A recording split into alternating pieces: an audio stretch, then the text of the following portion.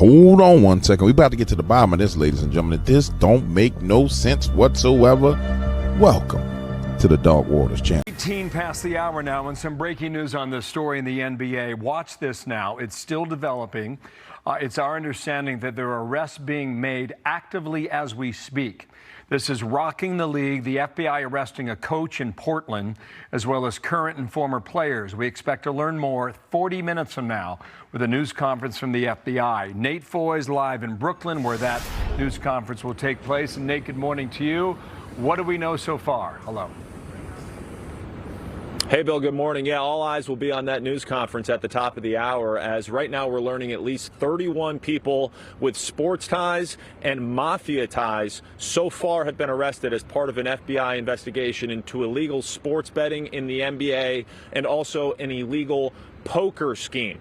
Now, the big names, big name coach and player, Terry Rozier and Chauncey Billups, as well as a lesser known player and coach, Damon Jones, so far the three names that we know, but we'll start with Rozier. This comes after an investigation was reported by the Wall Street Journal into him, a federal investigation back in January that looked into a game back when he played for the Charlotte Hornets in 2023, where there was strange betting patterns that emerged in a game where he left early, Bill, after playing only 10 minutes with a foot injury, and there were a lot of bets on the under for his points, rebounds, and assists. So that has been reported in the investigation into Rozier. We'll learn more at 10 o'clock about the details with him. Chauncey Billups is a bit of a different case at this point, Bill. From our information, he is allegedly involved in a poker scheme with the American-Italian mafia. And then Damon Jones is a former NBA player and coach as well, arrested.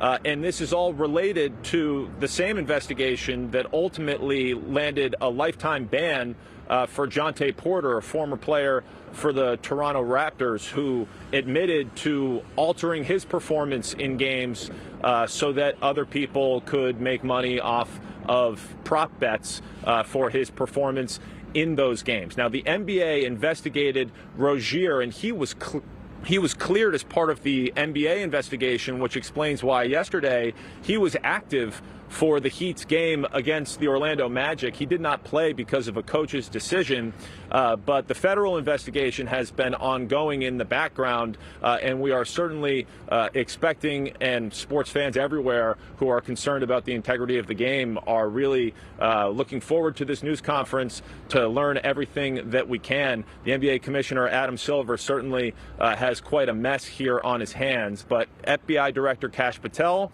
and Joe Nacella, the U.S. Attorney for the Eastern District of New York, will be leading this news conference at 10, and we'll bring it here live, Bill. We'll send it back to you. All right, Nate. What's up, ladies and gentlemen? The one and only James Williams, Dark Waters, and I'm back. Sorry about yesterday. I kind of spazzed out, and bro, I just wasn't no good after watching all that foolishness with our politicians and their lack of understanding. It just pissed me off, man. I had to take a break. But I'm back. And we have two Americas as it pertains to children that we're dealing with. We have an America that loves children, that appreciates children. Just like in this video, you see this little kid on the screen, and the crowd cheers every time the camera goes to him, giving him probably one of the greatest moments in his life. Bang. And everybody cheers, and he has this roar because adults are cheering for him, which is a great thing, but also getting a laugh at the same time because he's like, what the hell is going on? And that's loving children. And we have so many choices that we have to make in America as a nation as it pertains to not only just children, but as it pertains to how we're going to live in opposition to the woke mob, that it's dangerous because cowardice is not a choice. So being a coward is not a choice. Being a coward is running from a problem and actually not making a choice.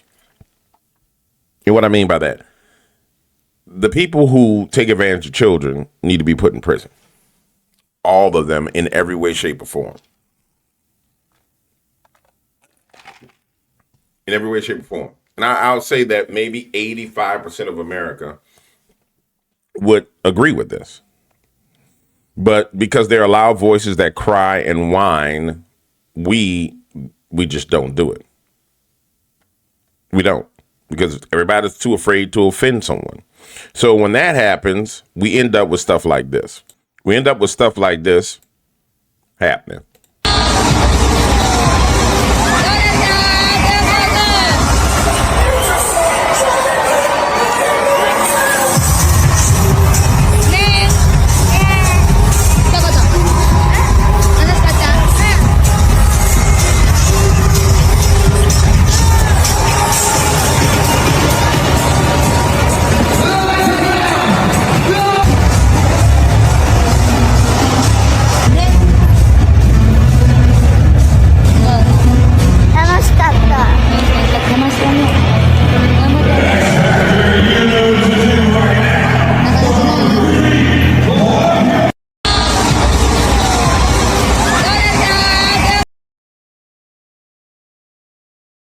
Now, to be clear with you, this little kid performed at the WNBA halftime show. What does that mean for your nation when you have little boys dressed as little girls performing in front of audiences at your halftime show? I'll tell you what it means from a spiritual perspective. And there's people who always say this stupidity, and it gets under my skin. Well, you know, the NBA and the NFL are bread and circus, and God doesn't care about bread and circus. It's just like, you're so damn dumb. All spiritual warfare is cultural in its nature. And so when you see this being made manifest as a part of your culture, then you know what's attacking your nation. But it's just like, it's crazy because people just don't get it. They just don't get it. Like, there's outrage about this right now. Yeah, you know, there was a boy at the event and blah, blah, blah. There's outrage, and it should be outrage. But it should be even more pinpointed. It's at the WNBA. Brittany Griner was the face of WNBA. Brittany Griner, the guy who ended up going to Russia, getting arrested. We need to be more pinpoint with it. And then you can see it. So the WNBA is a place where there's a bunch of perversion. And then you have the one person, Caitlin Clark, who's Christian, who's funny, who's cool, who's the best player, and she gets attacked to the point to where she caves to the woke mob because she's inside of a system inside of WNBA that will bring her to heel. Now watch this. Here's Caitlin Clark, and you don't understand this warfare, and it's always warfare around mountains of influence. And a mountain of influence is anything that gets people's attention in the culture. It's always going to be fighting for something to be exalted there, to have your eyes, because your eyes are the gate, your eye gate. Whatever you see with your eyes is what comes into your soul. So they want you to see this. They want to attack your eye gate with this kind of stuff. So here's Caitlin Clark, and this is why everybody fights Caitlin Clark. Here she is, walking with somebody's baby, which I don't think is her baby, laughing and smiling and joking.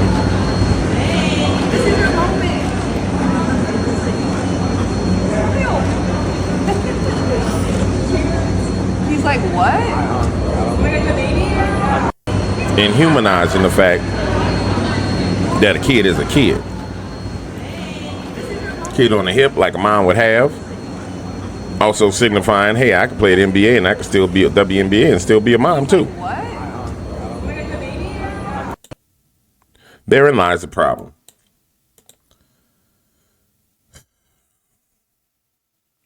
We as America, and I'm going to continue to say we have been hoodwinked, bamboozled, assaulted and attacked in every way, shape, and form possible. And every time somebody rises up like a Caitlin Clark, who signified a different direction, who signified a straight female that wasn't gay, that wasn't lesbian, going into a gay lesbian dominated field. Everybody tried to literally kill her.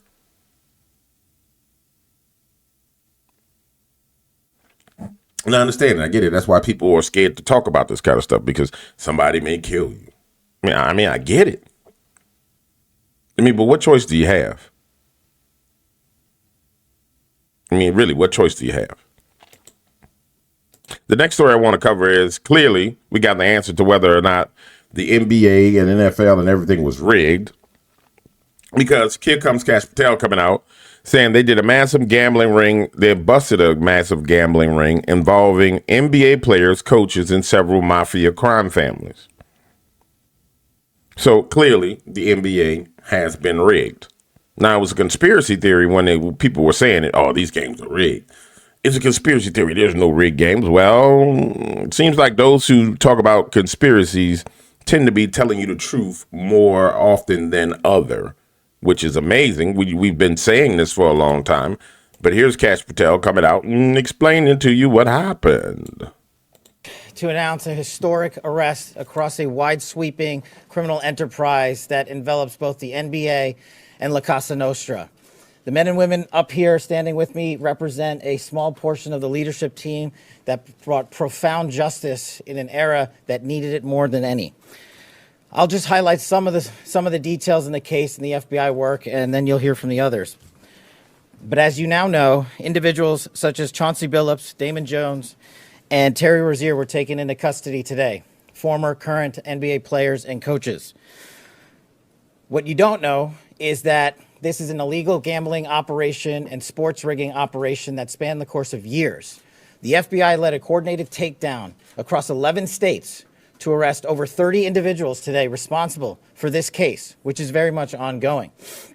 Not only did we crack into the fraud that these perpetrators committed on the grand stage of the NBA, but we also entered and executed a system of justice against La Casa Nostra to include the Bonanno, Gambino, Genovese, and Lucchesi crime families. And you'll hear more about those details today.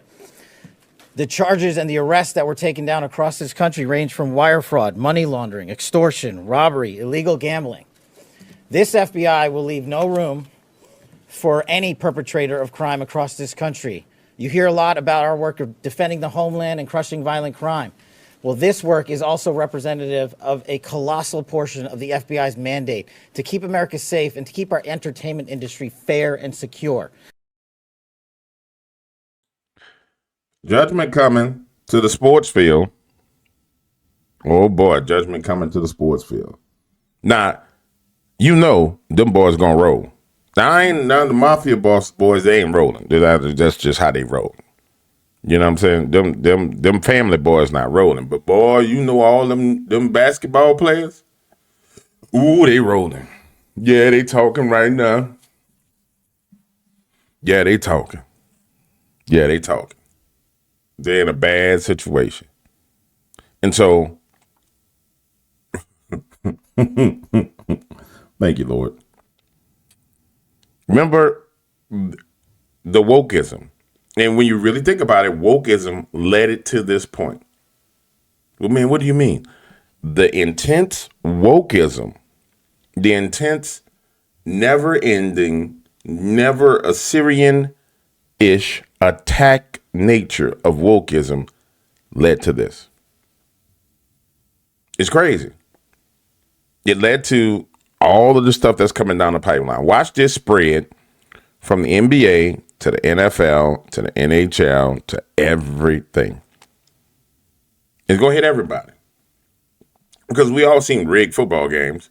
Hell, we remember Beast Mode and Pete Carroll, Beast Mode on the 1 yard line, in Seattle Seahawks playing whoever the hell they were playing. All you had to do was to get the ball to Beast Mode for 1 yard, and you could have won you could have won the Super Bowl. But instead, they threw an intercept and lost the game.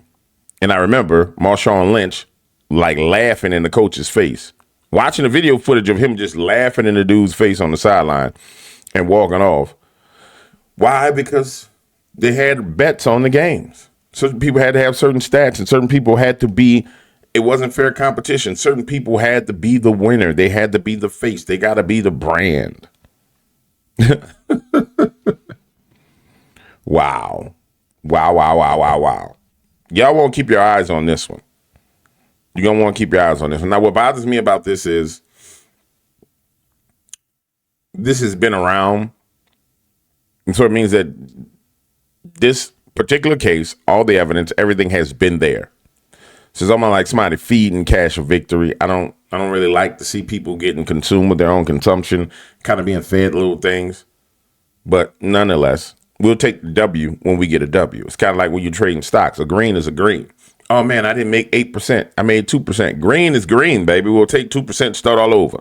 Now, everybody knows Jasmine Crockett got dethroned, and she talking about she going to run for the Senate race again. But this girl named Jolanda decides that no. Jolanda Jones says, no, I'm taking the place of Jasmine Crockett.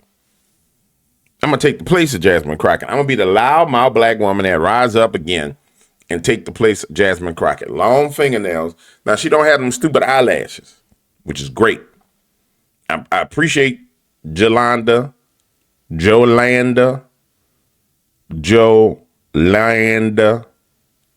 How do you pronounce this? Is it Jolanda or Jolanda? Look at this. Right here, guys. Look at it. Breaking. State Representative Jolanda.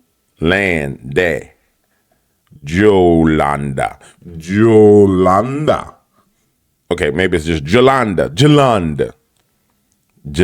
That sounds like some kind of island somewhere. Hey, man, let's go to Jolanda for the weekend. Yes, bring our camping equipment. Oh, there are mighty bears on the island of Jolanta.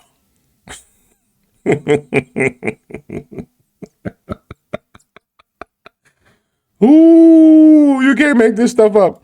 You can't make this up. And so here's our new Jasmine Crockett trying to make waves because for some reason, someone inside the Democratic Party has told black women that, yeah, you got to have long fingernails, you got to talk crazy, and you got to talk like you got testosterone implants in your back in order to get attention. You can't be soft-spoken and still be powerful. You have to be masculine to be powerful, which is why Jolanda is going to get rejected the same way Jasmine did. It's inevitable. Jasmine was a pattern in a particular attack formation, and she had a short life. She was short-lived with her attack formation. She was a short-lived run at the American people, and she was rejected. And I don't know if you guys realize this, but America is in a place of rejecting all kind of foolishness right now. Americans give 0 F's at this point in time. And the only thing people are doing is making it worse. Really, people really don't. They don't care. Jolanda, speak please, Jolanda. No, it absolutely doesn't work. I'm from the hood, okay? So when a bully comes, like, if there are no rules, you literally have to figure it out. So Donald Trump has changed things, and people trying to do what's always been done is not going to work. And I think that's why Democrats are losing black people. That's why they're losing poor people, because poor people, all they want is for us to fight. So if you hit me in my face, I'm not going to punch you back in your face. I'm going to go across your neck, because we can go back and forth fighting in each other's faces. You've got to hit hard enough where they won't come back. And so, yeah, for the same way I went to New York and spoke with Governor Kathy Hochul and said, if they're going to try to wipe us out in Texas, we need to wipe out every Republican in New York, in California, in Illinois. No, it absolutely doesn't work. I'm from the hood, okay? So when a bully comes, like, yeah, they over-exaggerated what she said on this one. They took this one way out of context. She wasn't saying slit the throats. Come on, guys. Eric, come on now. She wasn't saying literally slit the people's throats. She wasn't saying that. She didn't go full Jasmine Crockett. Nah, her raspy, bald head, long fingernail, thick neck self don't really help. But let me say this. This is the greatest flaw of the Democratic Party. The Democratic voter, people in the hood, don't want you to fight. They want you to solve their problems. And I don't know where you get this narrative from as a Democratic Party that, oh, they want us to fight. No. Them people that's having meltdowns over WIC and everything else right now, they want their WIC. They want their WIC. They want their food stamps. Now, I don't think the Democratic Party understands this because they think right now, well, we'll leave the government shut down and people will suffer. And because they're so stupid. Thank you, Lord. And people will suffer and people will get mad and they'll be mad at Republicans. You dummies do realize that you every time you put Donald Trump in a corner, he outplays you. You do realize this, right? So you can sit there and have all your constituents crying and whining. If I was down, I would let it get to a fever pitch. It'd be like, blah, we don't have nothing to eat. Blah, we don't have nothing to eat. Blah, oh, hell, Walmart, King Walmart, feed us, Walmart. Oh, hell, King Walmart, feed us, Walmart. We shall raid the temple of Walmart and take what we need, and we shall feast from the altar of Walmart. I'll let them go crazy. Then I'll just come out. And I said, well, the Democrats have shut down the government. And I would address my party first. And I'll say, guys, unfortunately, we have families that are starving, little kids who are not eating because of the Democrats. And I'm saying, I know you guys, as the Republican Party, you don't feel like we should take care of people who kind of just sit on the leg of the government and do nothing. And I totally agree with you. However, guys, this one time, we're going to give the Democrats an opportunity. We're going to try and get a negotiation done where we can get the government back open. But for this one time, we're going to take some of our tariff revenue, and we're going to make sure that we get checks out to people to where they can go to the store and get something to eat. And I would have made it smaller than their WIC benefits and SNAP benefits and then sent it.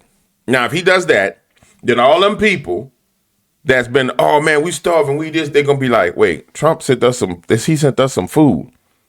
He sent us some money.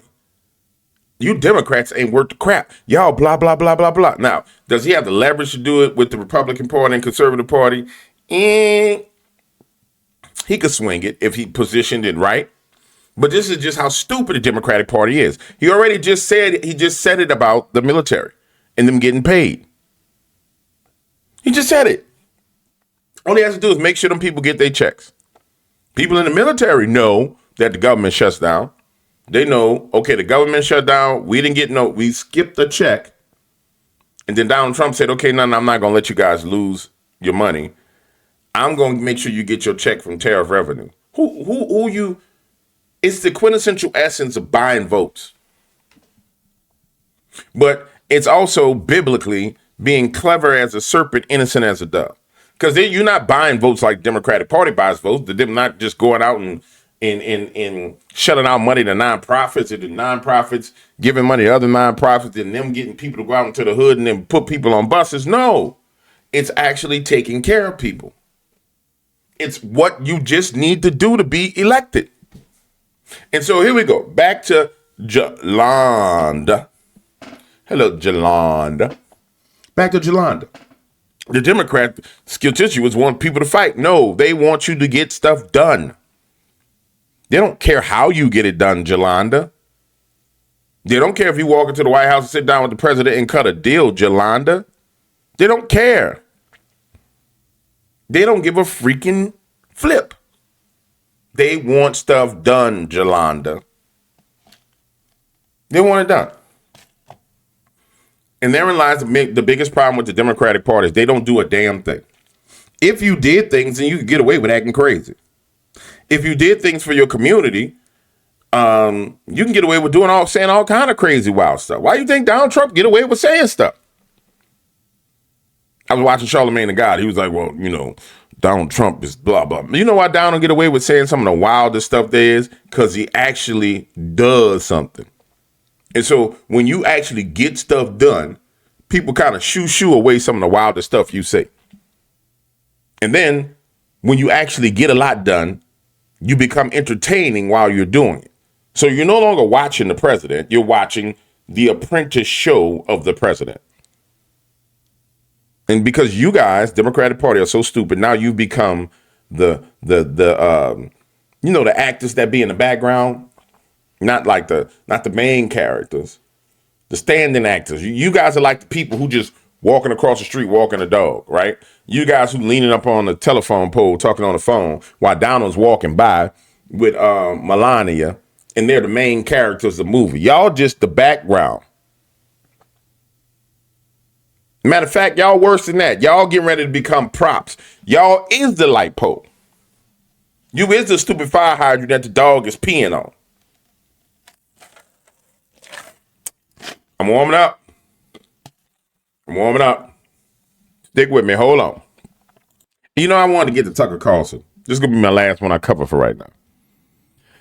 You see, we're in a place in society where got a lot of young men coming up. They in their testosterone thing. They think they know everything. And a lot of stuff these kids be right about. But also, there's this media element where, because of social media, people get an opportunity to watch you, and then they become familiar with you. And so you're not aware of the fact that this person is sitting there watching you, picking everything you say apart. You're consciously aware that people do it, but you don't live your life with that consciousness, like on the forefront of your mind. So then you get to a public event like Tucker does, and then somebody comes out and they start to attack because they have this animus in their heart. They've been thinking about you all day and night. I know this because I've experienced this. Because people get to the point where they think they know you because they heard you, but they don't really know you. But they heard you. People learned this in a very, very tragic way, hard way in New Orleans. You heard me, you know me, you came to where I hang out, and you don't know me. And you don't know the people I be with. You don't know us. But anyway, the point I'm saying is this. Tucker has been doing a great job, even though he's under all this pressure. Tucker Carlson is the one who's under he's under the biggest bot attack that I've ever seen. Man, if you scan his social media and read the comments, this is institutional, transnational level bot attacks against Tucker Carlson. And so I would say that anybody who's like in the audience to have a conversation with him, they could be plants in these conversations. But he handles it the way I would have handled it. And here it is. I don't understand it because it makes no sense. Like, you're worth $50 million. I'm not worth $50 million. 30 to 50. Get off the fucking internet, son. Don't stop believing that stuff. $50 million. Go back to cable news. Sorry. No, but I'm just look. Okay, you're too annoying. You're too annoying. So I like the last chick who disagreed with me, and then we could have a normal conversation. All right. But you're telling me you're worth $50 million. What? Stop. Okay, you got real defensive there. I just threw out a number that's a lot of money. Jesus Christ, calm down. Don't use that phrase. You're worth. We're done. Well, look. Just stop. Can I say one? No, you can't. Not after you say that. Leave. All right. I don't understand it. Exactly. And you know why Tucker Carlson is being attacked everywhere, ladies and gentlemen? Because the murder of Charlie Kirk left a void. And in that void, there's people who are fighting for that space. And to capture this young generation, you need a controllable version of Charlie Kirk to come along. And that controllable version of Charlie Kirk to have certain ideas and perspectives that can be guided in the right direction according to some people. And then here comes Tucker Carlson as an OG. And someone that all of the crop of people who could fulfill the role, not fill the shoes, because you can't fill Charlie Kirk's shoes, but the role, sit in the quote unquote seat of Charlie Kirk. All those people are looking up to him. Because remember, these young men modeled themselves after Charlie Kirk. They modeled their arguments, their talking points after Charlie Kirk's talking points. It was literally, they mimicked him. And so now they're looking up to find someone else to mimic, to model. And wham, there he is. And so Tucker Carlson's life is in danger, the same way Alex Jones's life is in danger, the same way Donald Trump's life is in danger. I don't think they'll put a bullet in Tucker Carlson's head, but I do believe they'll try and sue him into oblivion. And I don't think any of it will work. Sorry. I just don't think the deep state will win. Well, I know they won't win. I know they won't win. The problem is, how much pain are we going to go through in the process of getting them off our neck? It's kind of like you got a little gremlin on your neck. You got a knife in your hand like this. You got your blade. And he biting on your neck. And you could just start jigging him.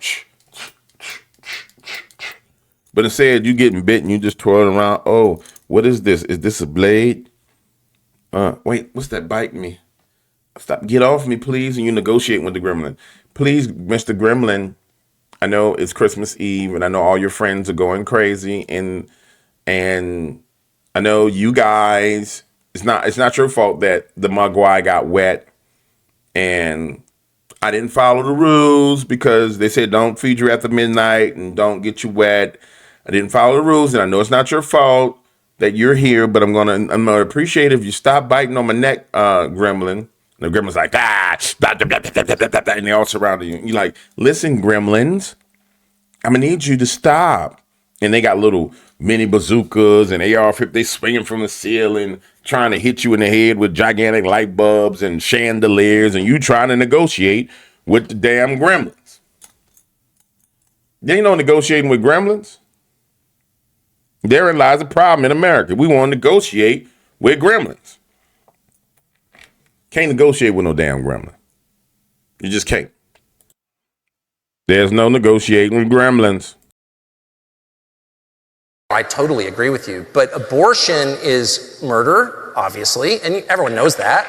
And people are so into it because it's the same ritual that every civilization ever been studied has engaged in, which is human sacrifice. Obviously, why did the Incas, and it wasn't just the Incas, it was my ancestors, the Vikings, all of them killed people in order to appease the gods and give themselves more power. Abortion isn't ritualistic. Are you joking? They had an abortion truck outside the Democratic Convention.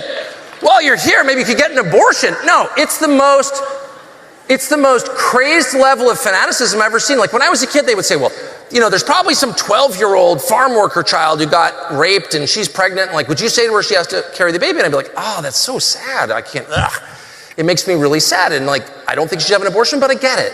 Now it's just like, no, abortion is the only right you have. It's all you have. You don't have the right to keep you from jabbing a needle in your arm with some unknown poison made by Pfizer. You don't have that right. You don't have the right to say what you really think. The only right you have is to murder your own kids? That's dark, dude. Listen to yourself. That's the saddest thing that could ever happen. Killing your children?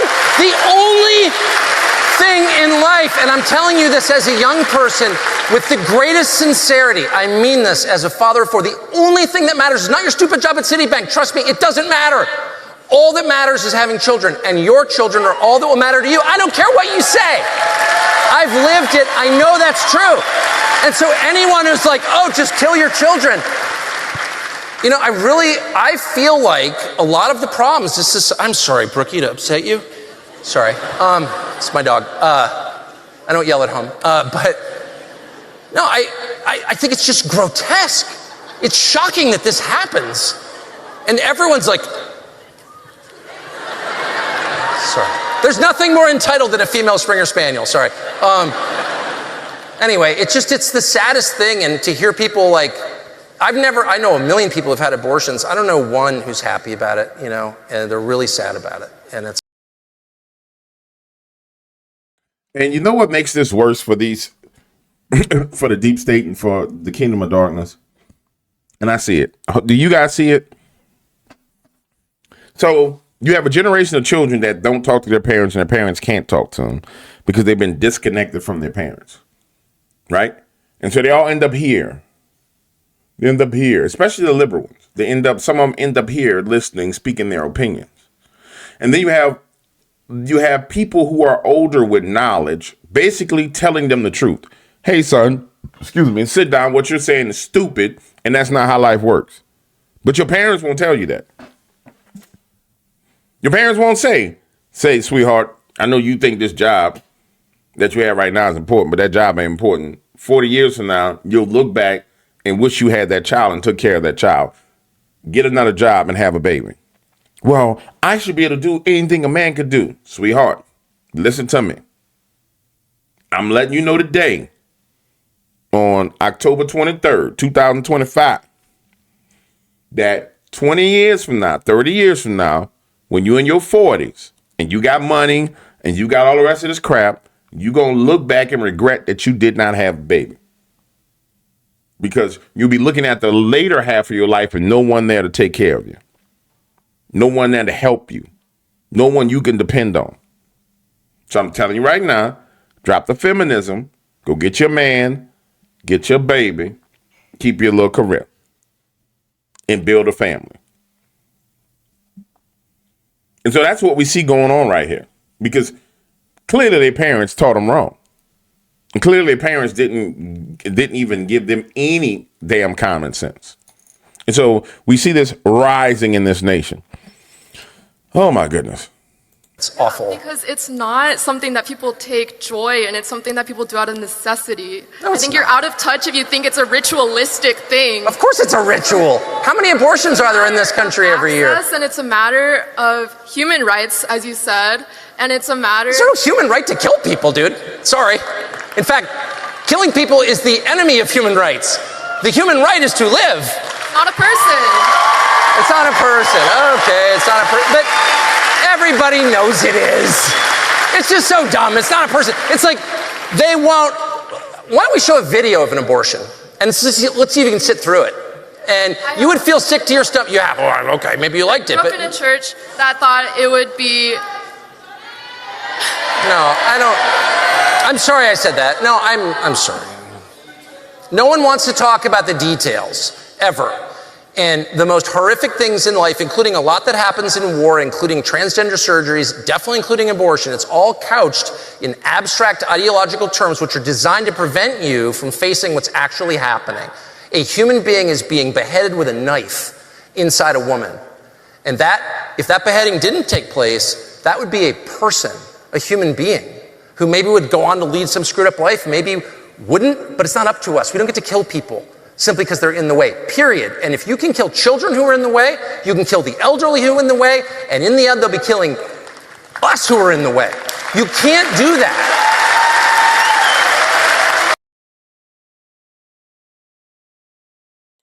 And therein lies the danger of Turning Point USA. Because nobody stands up to the emotional whims and stupidity of these people. And nobody just says, nah, what you're saying is stupid. Well, boy, it's not a person. It's not murder because they're not a person. And see, the minute you start to stand up to these stupid ideas and these stupid concepts, the whole argument crumbles. And then the minute you're inside an environment where everybody disagrees with them, they're no longer emboldened to hold to that stance. It's like, oh, well, I got to go rethink what I said. Because the whole environment that they've been submerged into when they come and hold this conversation does not agree with them. Because they can't really create an environment where you go into where everybody agrees with them that you should abort babies. You just can't.